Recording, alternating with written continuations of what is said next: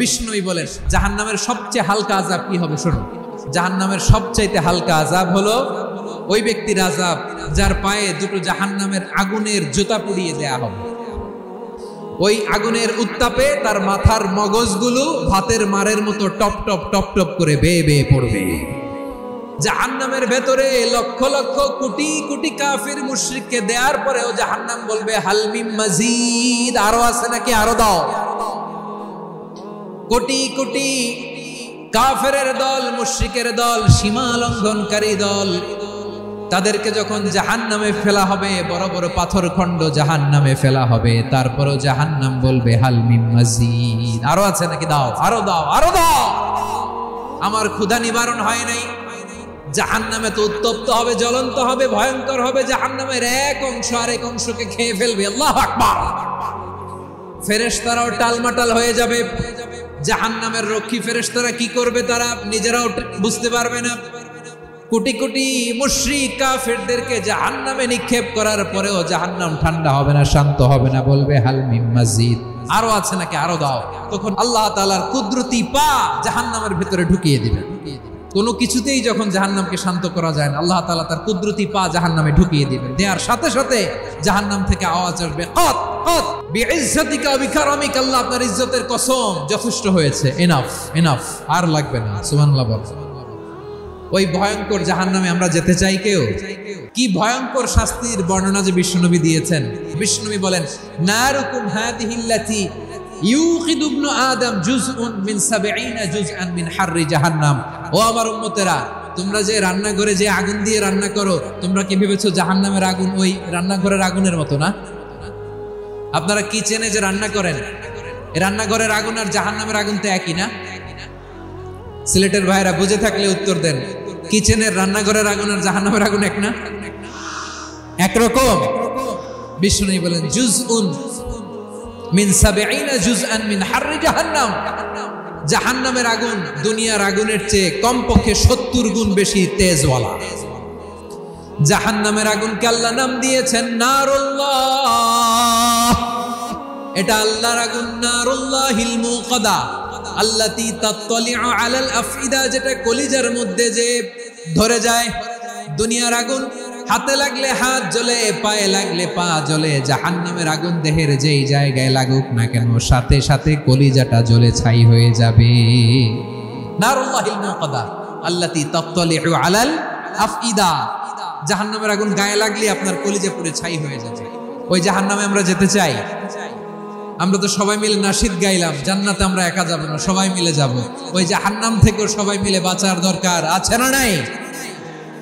আমরা সব সময় ওই জাহান্নাম থেকে আল্লাহর কাছে পানাহা চাই। আওয়াজ করে বলেন ঠিক কিনা? বিশ্বনবী সব সময় আল্লাহর কাছে আল্লাহর জান্নাত চাইতেন, আল্লাহর জাহান্নাম থেকে পানাহা চাইতেন। তিনি বলতেন আল্লাহুম্মা ইন্না নাসআলুকাল জান্নাতা ওয়া নাউযু বিকা মিনান নার। আল্লাহ তোমার কাছে জান্নাত চাই, তোমার জাহান্নাম থেকে পানাহা চাই। আবার আমরা যখন দোয়া পড়ি, আমরা পড়ি রব্বানা আতিনা ফিদ দুনিয়া হাসানাতাও ওয়া ফিল আখিরাতি হাসানাতাও ওয়া কিনা আযাবান নার। আল্লাহ দুনিয়ার কল্যাণ দাও, আখিরাতের কল্যাণ দাও, জাহান্নামের আগুন থেকে বাঁচিয়ে দাও। পড়ে আমিন। ওয়া কিনা আযাবান নার মানে কি? আল্লাহ তুমি আমাদেরকে বাঁচাও আগুনের শাস্তি থেকে। এটা বিশ্বনবীর সবচেয়ে প্রিয় দোয়া ছিল। নবী যখন তাওয়াফ করতেন, প্রতিটা তাওয়াফে তিনি এই দোয়াটা পড়তেন। রুকনে ইয়ামানি থেকে হাজরে আসওয়াদে যখন তিনি যেতেন, এই দোয়াটা পড়তেন, রব্বানা আতিনা ফিদ দুনিয়া হাসানা ওয়া ফিল আখিরাতি হাসানা ওয়া কিনা আযাবান নার। আল্লাহ দুনিয়ার কল্যাণ দাও, আখিরাতের কল্যাণ দাও। আল্লাহ জাহান্নামের আগুনের শাস্তি থেকে তুমি আমাদেরকে বাঁচাও। আওয়াজ করে সবাই পড়ুন আমিন। তাহলে বিশ্বনবী ওই জাহান্নামের ব্যাপারে আমাদেরকে সতর্ক করেছেন। এজন্য আল্লাহ তাআলা বিশ্বনবীর নাম দিয়েছেন নাযীর, সতর্ককারী, ওয়ার্নার। আল্লাহ বলেছেন নবী আপনারে আমি শাহিদ মানে সাক্ষ্যদাতা বানালাম, মুবাশশিরান আপনারে আমি সুসংবাদদাতা বানালাম, নাযীরা আপনারে আমি সতর্ককারী বানালাম। 4 নম্বরে ওয়া দাঈয়ান ইলাল্লাহি বিইذনিহি, আপনারে আমি দাঈ ইলাল্লাহ বানালাম। সুবহানাল্লাহ পড়ে। দাঈয়ান ইলাল্লাহ, বিশ্বনবীকে আল্লাহ তাআলা দায়ী করে পাঠিয়েছেন। বিশ্বনবী কি মানব মণ্ডলীকে নিজের দিকে ডাকে? দুনিয়ার দিকে ডাকে? কার দিকে ডাকে? দাঈয়ান ইলাল্লাহ বিইذনি, আল্লাহর আদেশে আমি আপনাকে দাঈ করে পাঠিয়েছি। বিশ্বনবী মানব মণ্ডলীকে আল্লাহ তাআলার দিকে ডাকতেন। আল্লাহ তাআলা বলেন, ওয়ামান আহসানু কওলাম মিম্মান দাআ ইলাল্লাহি ওয়া আমিলা সালিহান ওয়া ক্বালা ইন্নানি মিনাল মুসলিমিন। তার চাইতে ভালো কথা, শ্রেষ্ঠ কথা, কল্যাণকর কথা আর কার হতে পারে যে মানুষকে আল্লাহর দিকে ডাকে, সৎ কর্ম করে আর বলে আমি হলাম মুসলমান। সুবহানাল্লাহ বলেন। এবং এই যে দাওয়াতি কাজ বিশ্বনবী করবেন, এটার একটা মেথডোলজি আছে। বিশ্বনবী কিভাবে দাওয়াতি কাজ করবেন উম্মার মাঝে, এটাও আল্লাহ তাআলা দাওয়া মেথডোলজি তিনি শিখিয়ে দিলেন। তিনি বললেন, উদউ ইলা সাবিলি রাব্বিকা বিল হিকমাতি ওয়াল মাউইযাতিল হাসানাতি ওয়াজাদিলহুম বিল্লাতী হিয়া আহসান। নবী হে, আপনি মানুষকে আপনার রবের দিকে ডাকুন প্রজ্ঞার সাথে, বিচক্ষণতার সাথে, সুন্দর কথামালা দিয়ে, উপদেশ দিয়ে। আর যদি আল্লাহর দ্বীন প্রচার করতে যে কারো সাথে তর্ক করতে হয়, সর্বোত্তম পন্থায় সেই তর্ক করেন। পড়েন সুবহানাল্লাহ। প্রিয় ভাইরা, উদউ ইলা সাবিলি রাব্বিকা বিল হিকমা, আমরা হিকমতের সাথে দাওয়াতি কাজ করতে চাই। হিকমা মানে কি? হিকমা মানে হচ্ছে knowledge plus common sense equals to হিকমা।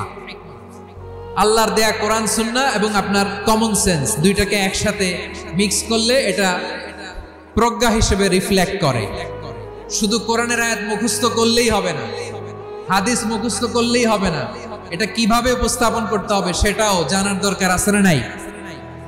কি বলতে হয়, কতটুকু বলতে হয় সেটাও জানার দরকার আছে না নাই? সেটার নাম হচ্ছে হিকমা, প্রজ্ঞা। এই প্রজ্ঞার সাথে, বিচক্ষণতার সাথে আমাদেরকে দাওয়াতি কাজ করতে হবে। বিষ্ণু ইসলামের দাওয়াতি কাজের পন্থা দুই একটা শেয়ার করে আলোচনার ইতি টানবো ইনশাআল্লাহ। দাওয়াত দিতে হবে গ্রাজুয়ালি, একবারে সব না। নতুন কেউ দিনে ফিরেছে, ইসলাম মানতে চায়, আপনি যদি বলেন তোর 5 ওয়াক্ত নামাজ পড়তে হবে, রোজা রাখতে হবে, তাহাজ্জুদ পড়তে হবে, তোর দাড়ি নাই কেন, তুই তো জাহান্নামে যাবি, এরকম অনেকে বলে কি বলে না? বলা যাবে না, এগুলো বলবেন না। দাওয়াত দিতে হবে গ্রাজুয়ালি, ধীরে ধীরে মানুষকে বোঝাতে হবে। একবারে ইসলামের সব মানুষ মানতে পারে না। আপনারা কি জানেন মদের বিধান, মদের হারাম হওয়ার বিধান একবারে আসে নাই। প্রথমে বলা হয়েছে মদে কিছু উপকারও আছে, ক্ষতিও আছে, তবে উপকারের চেয়ে ক্ষতি বেশি। সাহাবারা সাবধান হয়ে গেল। এরপর বিধান নাজিল হলো, তোমরা নামাজে যাওয়ার আগে মদ খেও না। 5 বেলা সাহাবারা আর মদের কাছেও যেতেন না, আরো সাবধান হয়ে গেল। সব শেষে ইন্নামাল খামরু ওয়াল মাইসিরু ওয়াল আনসাবু ওয়াল আজলামু রিজসুম মিন আমালিশ শাইতান ফাজতানিবু। মদ, জুয়া এগুলো শয়তানের কাজ, এগুলো থেকে বিরত থাকুন। সবাই মদ খাওয়া থেকে একেবারে বিরত রইল। মদের মটকা হাড়ি ভেঙে সবাই মদিনার রাস্তায় ঢেলে দিল। মদের পানিতে পুরো মদিনার অলি গলি সয়লাভ হয়ে গেল। বলেন সুবহানাল্লাহ।